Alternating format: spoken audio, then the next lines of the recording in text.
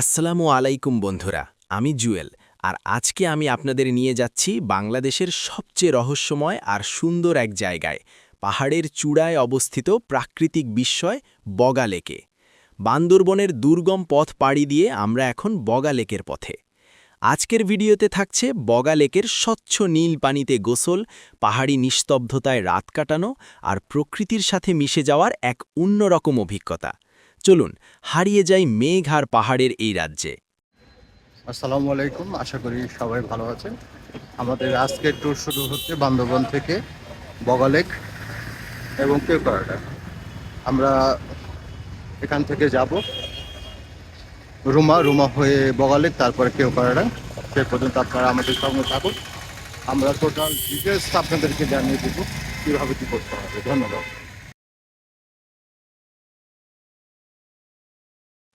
অনিবার্য কারণবশত এই ভিডিওটি যথাসময়ে আপলোড দিতে না পারায় আমি আন্তরিকভাবে দুঃখিত। অনেক দিনের ইচ্ছা ছিল বগা লেক ভ্রমণে যাব, কিন্তু সরকারি বিধিনিষেধের কারণে যাওয়া হচ্ছিল না। কিন্তু ২০২৫ সালে যখন বিধিনিষেধ উঠে গেল, তখন মনস্থির করে নিলামে এইবার বগা লেক ভ্রমণে যেতেই হবে। শীতের সেই কনকনে হিমেল সকাল, ক্যালেন্ডারের পাতায় তখন ২৯ ডিসেম্বর ২০২৫। কুয়াশার চাদর মোড়ানো বান্দরবান শহরে যখন আমরা ১৩ জনের একটি দল একত্রিত হলাম, তখন প্রত্যেকের চোখে মুখে ছিল অজানাকে দেখার এক অন্যরকম রোমাঞ্চ। আমাদের এই ছোট দলে ছিলেন আমার বড় ভাই এবং অফিসের সহকর্মী বাবু ভাই, মাসুদ করিম ভাই, আমার প্রিয় বন্ধু উসুল এবং আরও ৯ জন সহযাত্রী। আমাদের লক্ষ্য ছিল বাংলার আল্পস খ্যাত কেওক্রাডং আর শান্ত স্নিগ্ধ বগা লেক। বান্দরবান শহর থেকে আমরা ১৬,০০০ টাকায় একটি চাঁদের গাড়ি ভাড়া করে যাত্রা শুরু করলাম মেঘেদের রাজ্যে প্রবেশের সেই রোমাঞ্চকর মুহূর্তগুলো আজ স্মৃতির পাতায় জীবন্ত হয়ে ধরা দিচ্ছে।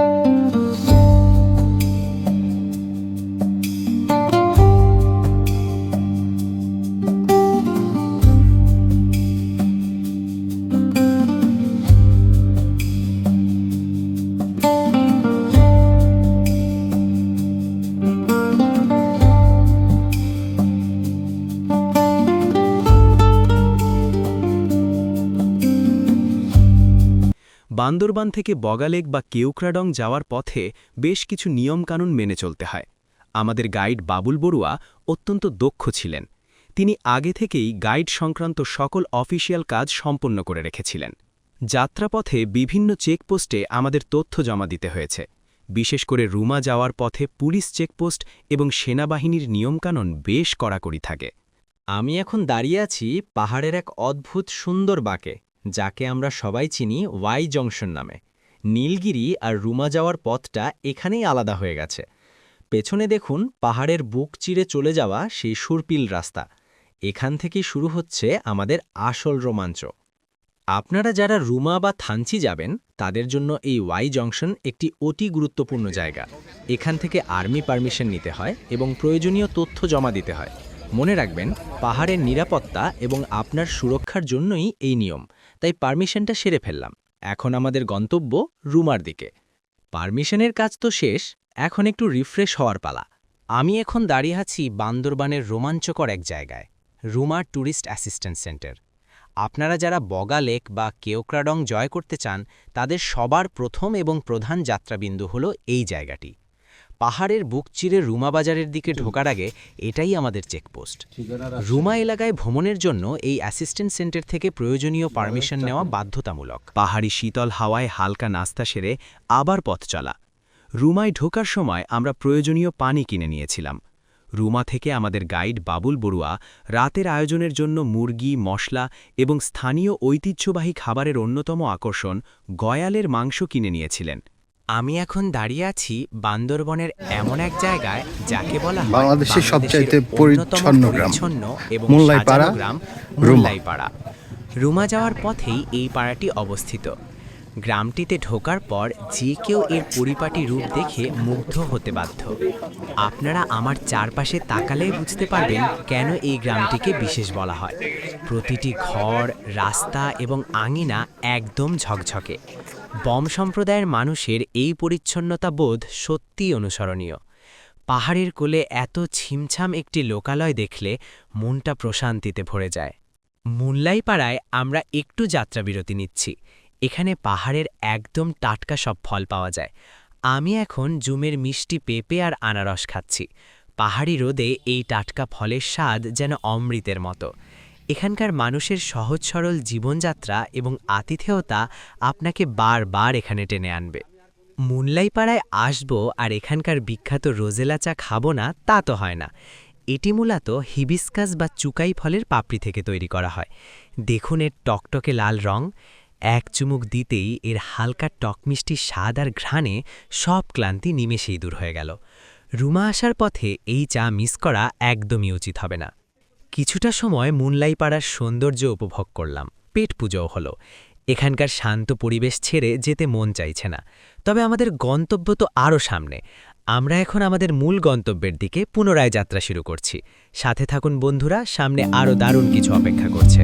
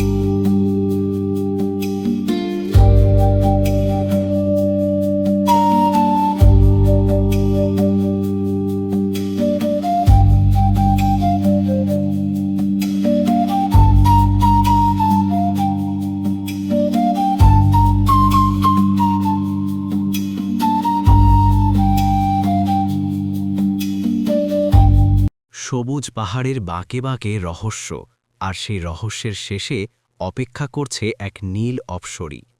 আমি এখন দাঁড়িয়ে আছি বান্দরবানের সেই কিংবদন্তি বগা লেকের ঠিক প্রবেশপথে। নীল আকাশের নিচে মেঘের চাদরে ঢাকাই পাহাড়গুলো যেন আমায় ফিসফিস করে বলছে, স্বাগতম পৃথিবীর এক টুকরো স্বর্গে। দেখুন চোখের সামনে ঠিক কি দেখতে পাচ্ছি আমি। কোনো শিল্পীর আঁকা ক্যানভাস নাকি বিধাতার নিজ হাতে গড়া এক বিস্ময়।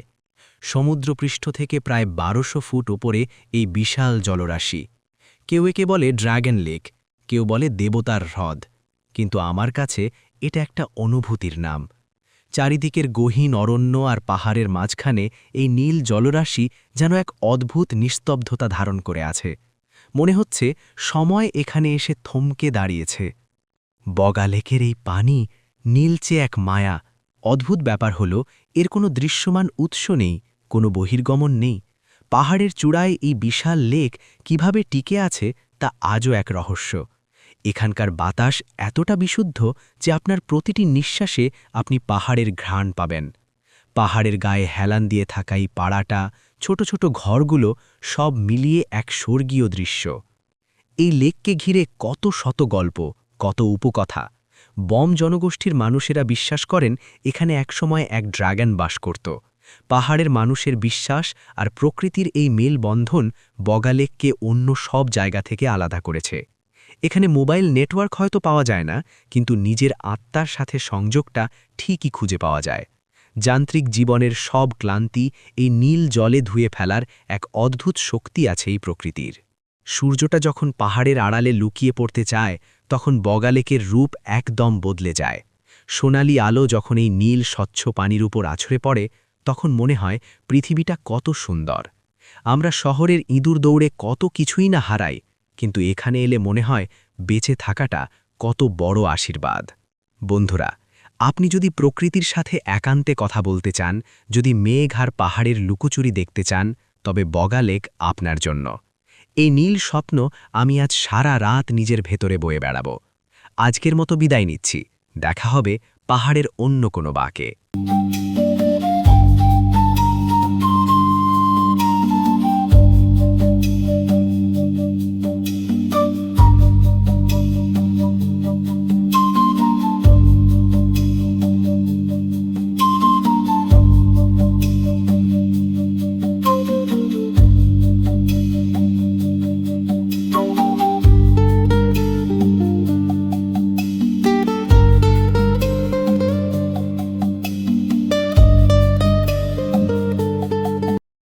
বন্ধুরা, আমি এখন যেখানে দাঁড়িয়ে আছি তাকে কেউ কেউ বলেন বাংলাদেশের ছোট দার্জিলিং। কেওক্রাডাঙের ঠিক পাদদেশে অবস্থিত এই ছবির মতো সুন্দর গ্রামটির নাম দার্জিলিং পাড়া। সমুদ্রপৃষ্ঠ থেকে এর উচ্চতা আপনাকে এক নিমিষেই ভুলিয়ে দেবে যে আপনি সমতলের কোনো মানুষ। এখান থেকেই আমাদের কেওক্রাডাঙের চূড়ান্ত মিশন শুরু হবে। এই পাড়ার প্রতিটি বাঁক, প্রতিটি বাড়ি যেন কোনো শিল্পীর নিপুণ হাতে আঁকা ক্যানভাস। দার্জিলিং পাড়া মানেই এক অদ্ভুত নির্জনতা আর প্রশান্তি। এখানে পা রাখলে মনে হয় সময় যেন থমকে দাঁড়িয়েছে। বাংলাদেশের সবচেয়ে পরিচ্ছন্ন এই গ্রামটির প্রতিটি কোণে পাহাড়ের মানুষের শৃঙ্খলার ছাপ স্পষ্ট। রাস্তার দুপাশে ফুটে থাকা নাম জানা পাহাড়ি ফুল আর সেই ফুলের গন্ধে মিশে থাকা মেঘের হিমেল ছোঁয়া সব মিলিয়ে এক অপার্থিব পরিবেশ। চারদিকে বিশাল পাহাড়ের বুক চিরে সাদা মেঘের ভেলা যখন আপনার হাতের পাশ দিয়ে ভেসে যাবে, তখন মনে হবে আপনি পৃথিবীর বাইরের অন্য কোনো জগতে হারিয়ে গেছেন। পাহাড়ের এই উচ্চতায় জীবন যতটা কঠিন, এখানকার মানুষের মন ঠিক ততটাই সহজ আর কোমল। বম জনগোষ্ঠীর এই ছোট্ট পাড়াটি যেন এক সুখী পরিবারের প্রতিচ্ছবি। তাদের সারল্য মাখা হাসি আর অমায়িক ব্যবহার আপনার দীর্ঘযাত্রার সব ক্লান্তি ধুয়ে মুছে দেবে। এখানকার কাঠের মাচাং ঘরগুলোর জানালা দিয়ে তাকালে মনে হয় মেঘেরা বুঝি আমাদের সাথে গল্প করতে চাইছে। দীর্ঘ পাহাড়ি পথ, চড়াই উতরাই আর অদম্য ইচ্ছাশক্তি নিয়ে অবশেষে আমি দাঁড়িয়ে আছি বাংলার আকাশ ছোঁয়া এক শিখরে, কেওক্রাডং। এখানে বাতাস কথা বলে, আর পাহাড়গুলো যেন যুগ যুগ ধরে আকাশকে পাহারা দিচ্ছে। এই উচ্চতায় দাঁড়িয়ে যখন নিচের দিকে তাকাই, মনে হয় এই পৃথিবীটা কত বিশাল আর আমরা কত ক্ষুদ্র, অথচ আমাদের স্বপ্নগুলো কত আকাশচুম্বী। লেন্সের ভেতর দিয়ে যখন এই দৃশ্যগুলো বন্দি করার চেষ্টা করছি, বারবার মনে হচ্ছে কোনো ক্যামেরাই কি পারবে এই স্নিগ্ধতাকে পুরোপুরি তুলে ধরতে। ওই যে দূরে নীল পাহাড়ের সারি, মাথার ওপর নীলাভ আকাশ, আর আমাদের পায়ের নিচে খেলে যাওয়া সাদা মেঘের ভেলা, প্রতিটি ফ্রেম যেন এক একটি কবিতা। আজ আমি এখানে কোনো পর্যটক নই, আমি আজ প্রকৃতির এক মুগ্ধ পাঠক। দিনের সবচেয়ে মায়াবী সময়টা ঘনিয়ে আসছে। কেওক্রাডংয়ের এই চূড়া থেকে সূর্যাস্ত দেখা জীবনের অন্যতম শ্রেষ্ঠ অভিজ্ঞতা। তাকিয়ে দেখুন, সূর্যটা যেন পাহাড়ের কোলে মুখ লুকিয়ে বিদায় নিচ্ছে। আকাশের রং বদলানো, মেঘের গায়ে আগুনের আভা, এই দৃশ্য মনের সব ক্লান্তি ধুয়ে মুছে সাফ করে দেয়। মনে হয় সময়টা যদি এখানেই থমকে যেত। প্রকৃতি আমাদের শেখায় শেষটাও কতটা সুন্দর হতে পারে। সূর্য ডুবে যাওয়ার পর পাহাড়ে এক অদ্ভুত নির্জনতা নেমে আসে। এই হিমেল সন্ধ্যায় পাহাড়ের ছোট্ট এক দোকানে বসে এক কাপ গরম চা আর ধোঁয়া ওঠা নাস্তা এ যেন অমৃত। চারদিকে ঝিঝি পোকার ডাক আর দূরের গ্রামগুলোর টিমটিমে আলো। এই যে সাদাসিধে মানুষের সাহচর্য আর আতিথেয়তা, এটাই পাহাড়ের আসল সৌন্দর্য। যান্ত্রিক শহরের 5 তারকা হোটেলের লাক্সারিও এই এক কাপ চায়ের প্রশান্তির কাছে হার মেনে যায়। অন্ধকার ঘনিয়ে আসছে, এবার ফেরার পালা। আমাদের গন্তব্য সেই চিরচেনা বগা লেক। পাহাড়ের ওপর থেকে বিদায় নেওয়াটা সবসময়ই কষ্টের, তবে মনে একরাশ তৃপ্তি নিয়ে ফিরছি। এই স্মৃতিগুলো আগলে রাখব সারা জীবন।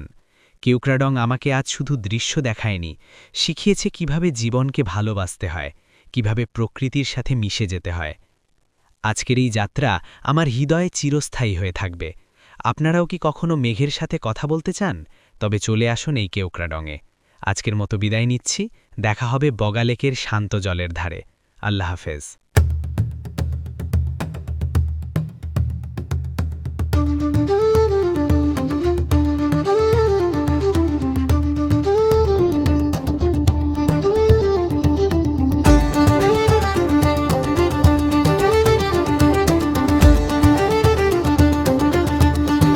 শুভ সকাল বন্ধুরা। পাহাড়ের এক শান্ত গভীরতা আর নীল জলের মায়ার মাঝে দাঁড়িয়ে আপনাদের সবাইকে জানাই সুপ্রভাত। আজ আমি দাঁড়িয়ে আছি সমুদ্রপৃষ্ঠ থেকে প্রায় 1200 ফুট উচ্চতায়, পাহাড়ের চূড়ায় থাকা বাংলাদেশের অন্যতম রহস্যময় আর সুন্দর জায়গা বগা লেকের তীরে। আর আমার পেছনে যে তরুণটি দেখছেন, এটিই হলো কিম রিসোর্ট। এই বাঁশ আর কাঠের কারুকাজ করা গেটটি যেন কেবল একটি রিসোর্টের প্রবেশপথ নয়, বরং এটি যেন প্রকৃতির হৃদয়ে প্রবেশ করার এক বিশেষ দ্বার। চারপাশের বুনো ফুলের ঘ্রাণ আর পাহাড়ের সতেজ হাওয়ায় এখানে প্রতিটি নিঃশ্বাস নেওয়া মানেই নতুনভাবে বেঁচে ওঠার আনন্দ। প্রবেশপথ ধরে একটু ভেতরে আসতেই আপনারা দেখতে পাবেন পাহাড়ের ঢালে কি নিপুণভাবে সাজানো হয়েছে প্রতিটি কটেজ। আদিবাসী স্থাপত্যের ছোঁয়ায় তৈরি এই ঘরগুলো আপনাকে মনে করিয়ে দেবে যে আমরা প্রকৃতির চেয়ে বড় কেউ নই।